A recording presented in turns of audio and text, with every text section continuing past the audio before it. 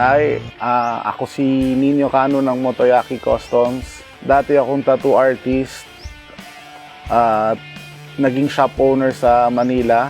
Ngayon nandito kami sa Pangasinan at dito na kami nagtayo ng shop. Nag-start yung passion ko dito sa pag-build ng sasakyan nung bata pa kami. Nag-start kami sa mga scooters na pinipinturahan namin, lowered namin. Nakapag-start ako mag-build pala ng choppers, cruisers noong 2006. Nag-try ako mag-build. Noong mga panahon na yon na wala pa masyadong mahilig sa mga customized na motor na nakikilala namin. So nag-start kami. Sinimulan namin sa mga small displacement na China bikes. Tapos hanggat sa nabili siya ng magandang presyo, tapos hanggat sa nag-shift kami sa big bikes, yung pinagkitaan ng motor na yun, binili namin ng big bike na. Tapos kalaunan, napunta kami sa mga barkada, mahilig magkarera, mag-setup ng auto. Tapos nun, sabi ko, paulit-ulit na lang yung ginagawa namin. Sabi ko, try ko naman mag-customize ng kakaiba para kung ano yung nasa isip ko bilang artist, mailabas ko naman. Parang naging canvas ko ngayon ito, sasakyan. So, ang una kong naisip gawin is yung Volkswagen na hot rod. Kasi yung pinakamadaling gawing hot rod, yung Volkswagen. Kasi basically, ayan na yan, running na yan. Marami ka na lang i-chop sa kanya, i-modify. So, nung magawa ko naman yung Volkswagen hot rod na yun, nabenta ulit. Magandang offer. Tapos, nung lumipat kami ng Pangasinan, sabi ko, pandemic walang magawa. So, nag-isip ako ng panibagong project. Naisip ko, gumawa na talaga ng hot rod na Pinoy ang dating. So, bumili kami ng owner type na jeep. Yun ang ginawa naming base na gawing hot rod. Nababigyan kami ng pagkakataon makasali sa sa Hot Wheels Legend Tour dito sa Pilipinas na para mag-represent sa buong mundo. Pinalad naman tayo at tayo pong napili na mag-represent ng Pilipinas. Sinali rin pala namin yung hot rod sa Bop and Roll nitong 2022 sa Angeles, Pampanga. Ayun, pinalad rin at nanalo rin tayo doon. So ayun nga, medyo nahilig tayo sa Vox at nabarkada tayo sa mga enthusiast ng Volkswagen. Nung tumira kami dito ng Pangasinan, na-try namin na mag-bug run. Ang dala-dala ko namin na is yung Volkswagen namin na bug eye na as in sobrang lowered.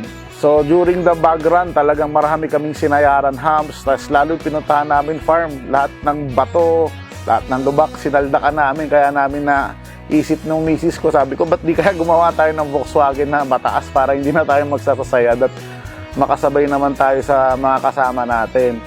So ayun na nga, nasimulan namin buuin tong Volkswagen na to kasi nakatambak na lang siya. Inisa-isa namin, inutunti namin Pinalitan namin ng rims, tapos ng mga gulong na mud terrain, tapos yung suspension yan, mga minodify, in-upgrade namin dyan. Ginamitan lang namin ng shocks na pang big bike para ma-lift siya, tapos nag-convert na lang kami ng mga brackets niya. Yung loob, syempre, nauso ngayon ng camping para matry rin naman namin. Meron kaming family bonding.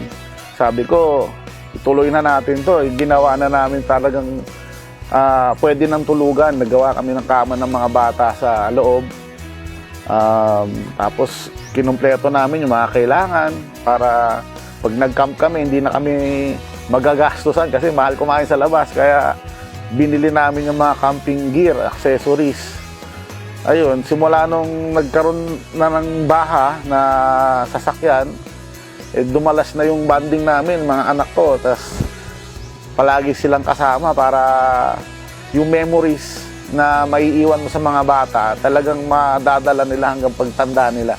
Ini-enjoy namin talagang ilog, putik, okay lang lahat.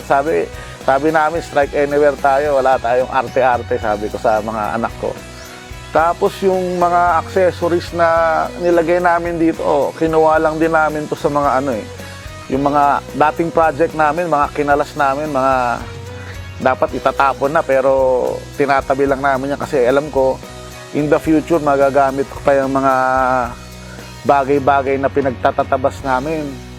So ayun nga, napakinabangan namin yung roof rack, tapos ito yung hagdanan, tatapon na rin yan, nakuha na lang din namin sa tropa. And then sabi ko, pagka nag-camp tayo, maganda may dala tayong motor. Sabi ko, kung malaking motor naman yung dadalhin, medyo masikip.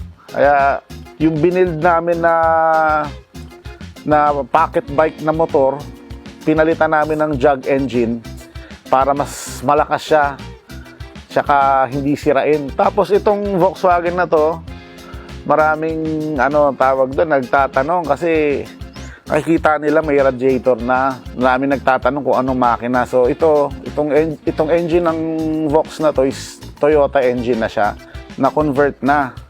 So nahihilig kami ngayon mag-convert ng mga makina.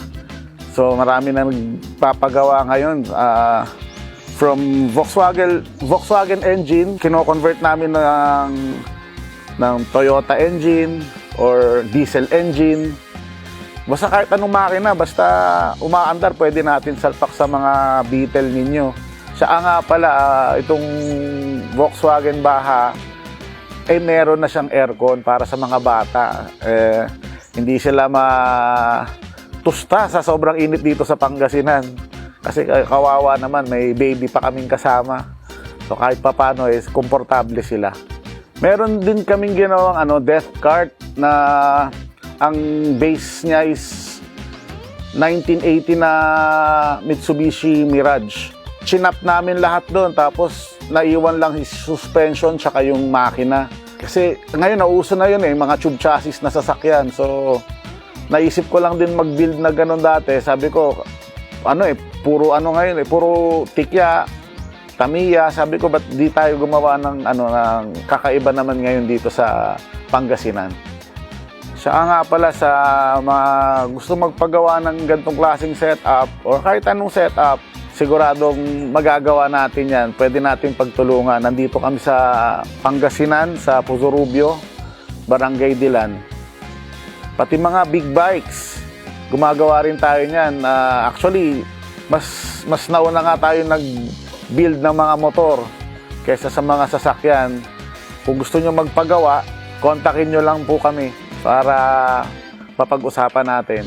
Message ko sa mga kasama natin na builder, kung ano man yung naiisip nyong gawin nyo lang. Wala naman wala naman perfecto pagdating sa ganyan, pero at least ang maganda dyan yung experience, doon tayo natututo. Huwag kayong makinig doon sa mga nagbabash, natural lang yun kasi kasama talaga yun. Wala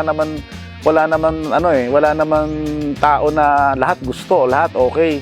Hindi lahat ng tao kayang tanggapin yung mga ginagawa natin kasi yung mga ganitong klaseng custom cars saka motorcycles, hindi siya para sa lahat.